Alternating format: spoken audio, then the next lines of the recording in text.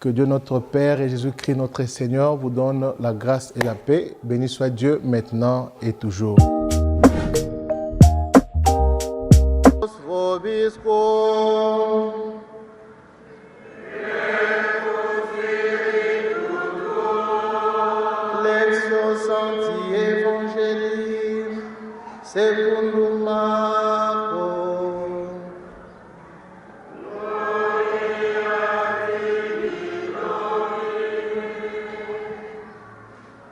Au premier chapitre du premier au 10e verset. Veuillez vous asseoir.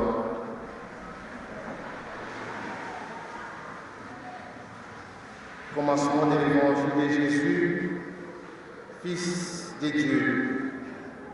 Il est écrit dans Isaïe le prophète. Voici que j'envoie mon messager devant de toi pour ouvrir ton chemin. Voix de celui qui crie dans le désert. Préparez le chemin du Seigneur. Rendez droit ce sentier. Alors Jean, celui qui baptisait, apparut dans le désert. Il proclamait un baptême de conversion pour le pardon des péchés. Toute la Judée, tous les habitants de Jérusalem se rendaient auprès de lui. Ils étaient baptisés par lui dans le Jourdain en reconnaissant publiquement leurs péchés. Jean était vêtu de poils de chameau, avec une ceinture de cuir autour des reins. Il se nourrissait de sauterelles et de miel sauvage. Il proclamait: voici venir derrière moi celui qui est plus fort que moi. Je ne suis pas digne de m'abaisser pour défaire la couronne de ses sandales. Moi, je vous ai baptisé avec de l'eau. Lui, il vous baptisera dans l'Esprit Saint.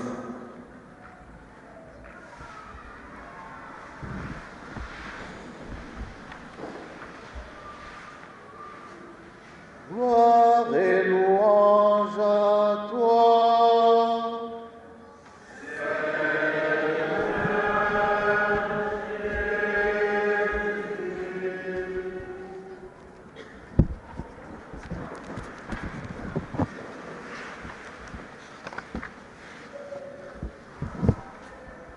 Bien-aimés de Dieu, shalom.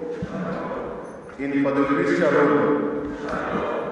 Il est vivant, il est ressuscité. Qui est celui-là? Qui est celui-là? Est-ce qu'on peut l'acclamer très fort?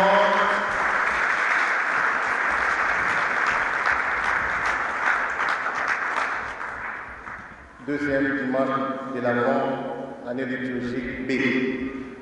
Et je vous propose comme thème pour notre méditation de ce jour dominical, c'est préparer pour la bonne nouvelle. C'est préparer pour la bonne nouvelle. À moins que je me trompe, mais sinon, toute vie, toute existence suppose une homilétique ou une préparation. À moins d'être extraterrestre, à moins d'être un robot. Sinon, tout le monde aspire au bonheur. Et la voie pour en arriver, c'est la préparation. C'est la préparation. Et chacun de nous s'inscrit dans ces lieux. Nous avons des aspirations le plus profondes de notre vie. Cela s'exprime à travers les projets que nous avons, les projets de vie, les projets de société,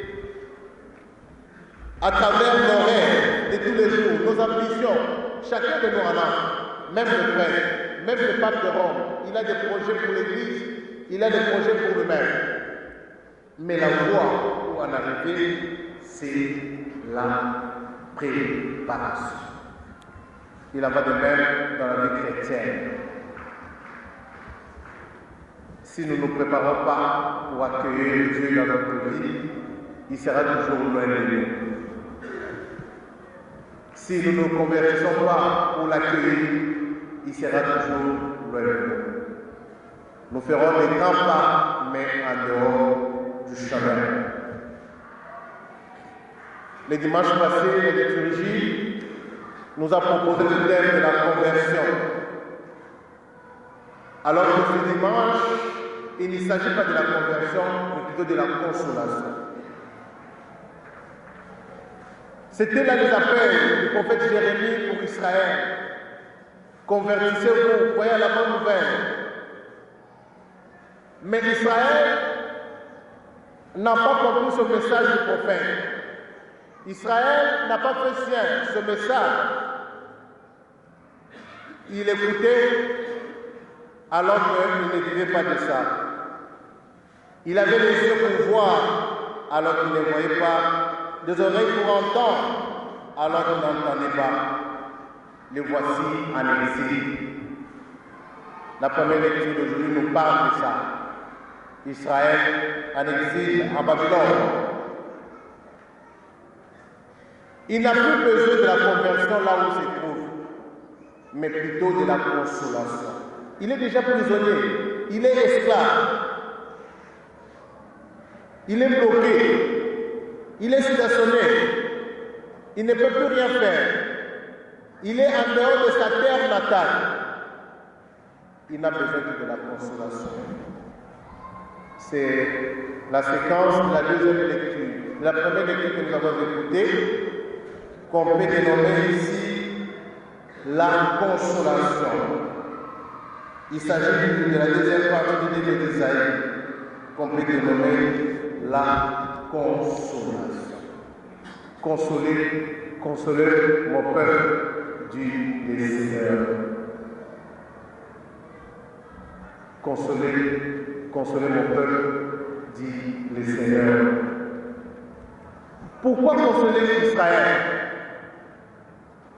Il est dans une situation presque chaotique. Il n'a personne pour l'aider. Il ne veut pas entendre les choses qui ne vont pas lui apporter une certaine solution dans sa vie. Les discours prononcés en ce sens seraient vides de sens, si ce n'est que le discours de la consolation, les discours du pardon. Et par la bouche du prophète Isaïe, le Seigneur rassure, garantit Israël qui lui a pardonné sa faute et qui sera consolé. Voilà pourquoi les rabbins seront comblés. Voilà pourquoi ces appels du prophète Isaïe sur lui. Consoler mon peuple. Mais pour cela, il faut une préparation pour Israël. Sans préparation, tout ce que Dieu a dit de bon pour lui ne peut pas lui arriver. Tous ici, nous avons été destinés pour de bonnes choses. Les meilleurs de notre destinée. Mais pour y parvenir, comme je l'ai dit au début, il faut une préparation. Là, je suis en train de faire allusion à un proverbe latin qui dit « Quis pacem parabellum » qui veut la paix, prépare la terre. Il ne s'agit pas de vous battre avec des armes, mais plutôt il faut travailler. Rien de bon, rien de sérieux ne peut vous arriver sans sacrifice. Toute réussite passe par le sacrifice. Ne disons-nous pas qu'il faut casser les œufs pour avoir l'omelette. Tu as des projets, des bonheurs, tu as des ambitions, c'est bien bon. Mais qu'est-ce que tu fais? Qu'est-ce que tu entreprends comme démarche? Tu es taciturne, tu es oisif, tu fais rien, mais tu veux dire que le bonheur, ce serait de l'utopie. La première lecture veut nous consoler, veut nous inviter, au même titre qu'Israël, de mettre la main dans la pâte, de nous efforcer. Dieu, nous pouvons expérimenter sa main que sur nous-mêmes, nous collaborons dans les projets que nous avons avec lui. Israël devait travailler pour l'avènement de sa paix, pour sa restauration. Il devait endurer les souffrances comme prophétique au bonheur qu'il attendait. Et le bonheur qu'il attendait, c'était l'arrivée messianique, l'arrivée de Jésus. Celui qui devait naître de la tribu de Juda, celui qui devait apporter la paix à Israël, celui qui devait régner en bon roi, celui qui devait se livrer. On parle du Messie, on parle du serviteur souffrant au 4e de Isaïe, et c'est Jésus. Jésus, lorsque Jésus fait corps avec vous, votre vie change, votre identité change. Mais il ne suffit pas de l'accueillir seulement avec les oreilles, mais il faut se mettre en pratique. Quel est votre état de lieu avec la parole? Quel est votre état de lieu avec l'amour dont vous êtes témoin de la parole de Jésus? Bien-aimés, shalom. Une fois de plus, shalom. Consolez mon peuple, dit le Seigneur. Israël est consolé par sa parole. Israël devait lui-même s'impliquer pour l'avènement de ce royaume. Il avait espéré au roi, mais rien de bon ne lui est arrivé. Il a compté sur Jésus. Voilà son salut qui vient. Son salut qui est proche. C'est Dieu-là le plus loin comme il était auparavant. Il est maintenant proche. Il s'annonce. Il va vous prouver à quelle attitude. Voilà, mes frères et sœurs. Le bonheur ne s'improvise pas. Le bonheur, c'est le fruit des efforts. On pourrait entendre dans le livre du commencement de la Genèse, on va dire, tu mangeras à la sueur de ton front. Pour dire que si tu ne travailles pas, tu ne peux pas avoir du bonheur dans ta vie. Aujourd'hui, le monde nous propose beaucoup de voies du bonheur, mais qui sont que des bonheurs éphémères, des coups de joie. Ils ont comme slogan bien vivre, mais pour peu de temps. Mais avec Jésus, souffrir pour une joie éternelle. Voilà pourquoi dans la séquence de la page de l'Évangile, c'est ça le travail des prophétiques, des préparations. Jean-Baptiste, le précurseur, le fait. Il va préparer le chemin du Seigneur. Il prépare le chemin du Seigneur avec ses contemporains, à travers le baptême de conversion qu'il donnait, pour que le salut qui sera arrivé sur Israël ne soit pas un salut vide, un salut sans contenu, mais un salut avec contenu. Voilà pourquoi le travail de Jean-Baptiste est préparer le chemin. Il prépare le chemin pour que l'arrivée du Fils de Dieu puisse apporter le bonheur. Cela suppose d'une part aussi la conversion. Vous pouvez être saint de nom, vous pouvez être saint par la pratique de la messe ou des exercices de piété, mais cela ne suffit pas si votre cœur est loin du Seigneur. C'est-à-dire, en d'autres termes, il ne faut pas vivre selon les apparences. La religion des apparences sont souvent trompeuses, mais il faut vivre avec le cœur. Jean-Baptiste l'a fait. Il s'est préparé lui-même, il a préparé ses contemporains à travers l'exercice de baptême de conversion qu'il donnait dans le Jourdain. Il était dans la 16. Il s'est fait petit. Il s'est fait humble pour attendre le Seigneur.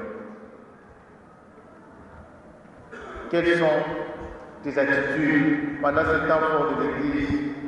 Nous attendons la naissance de Jésus. Il ne naîtra plus comme vous et moi, mais c'est dit que nous attendons que se réalisent en nous les promesses de Dieu. C'est ça la naissance en fait. C'est ça le mystère de l'incarnation. Il ne viendra plus naître en chair comme vous et moi, mais plutôt nous attendons qu'il se réalisent les projets sur l'homme. Les projets que Dieu a sur l'homme, c'est les projets de bonheur. Prospérer dans tous égards.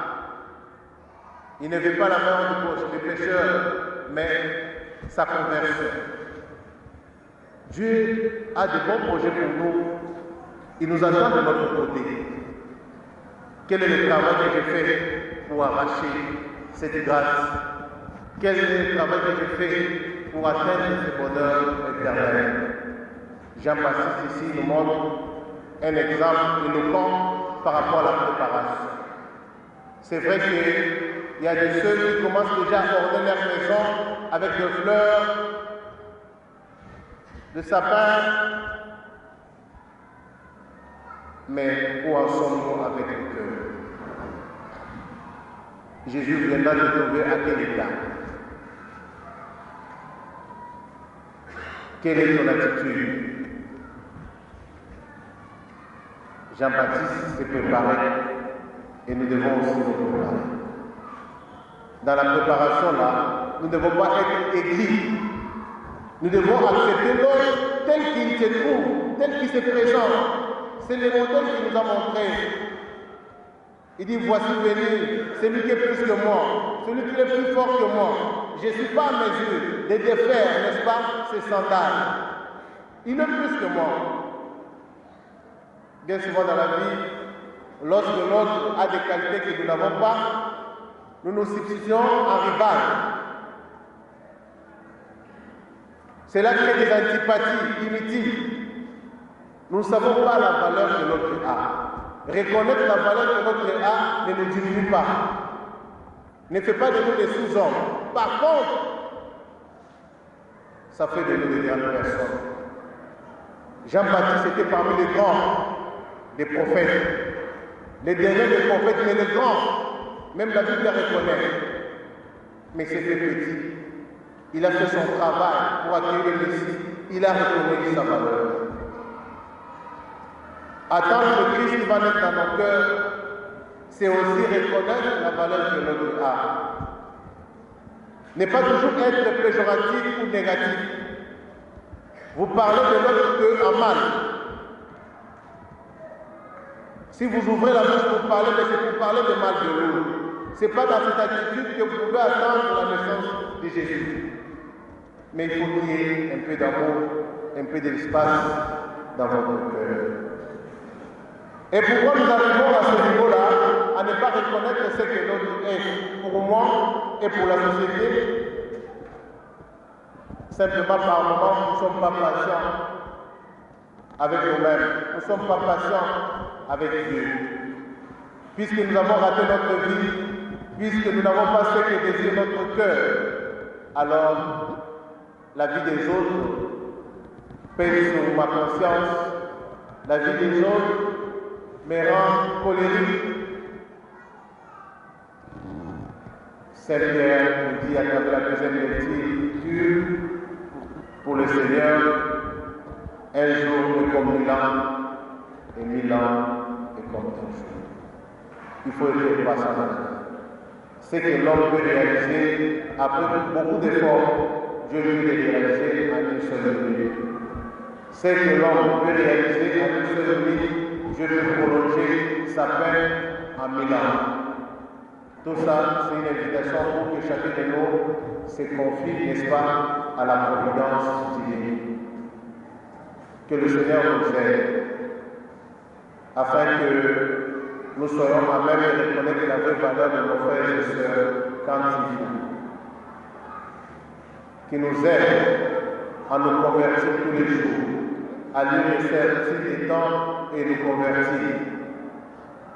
Qui nous aide à ce que nous-mêmes puissions travailler pour notre bonheur, travailler pour l'avènement d'un monde où il faut mourir. C'est vrai que Dieu, c'est un esprit, il ne va pas faire les choses à la manière des hommes. Il travaille du côté spirituel, mais du côté physique, c'est notre responsabilité. Qu'il nous bénisse, qu'il bénisse sa parole. Amen.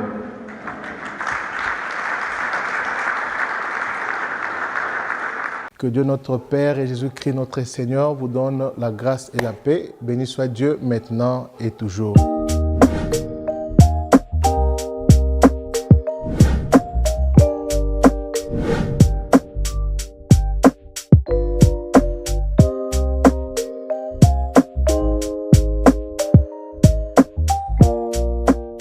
frères et sœurs dans le Christ, il n'y a pas d'hasard dans la vie, surtout dans la vie chrétienne. Tout ce qui nous arrive est providentiel, c'est les dons du ciel. Je suis M. l'abbé Jean Chrysostome Isungu, prêtre de l'archidiocèse de Kinshasa depuis l'année 2019. Dans ma petite expérience de prêtre, j'ai constaté que malgré les nombres considérables de ministres dans la vie du Seigneur, les besoins demeurent toujours. Le besoin est celui d'écouter la parole de Dieu, de prier, de fortifier la foi de chrétiens. Ce besoin demeure. Aujourd'hui, plus que hier, le monde est devenu presque un village digital. Tout avance à vitesse d'électron.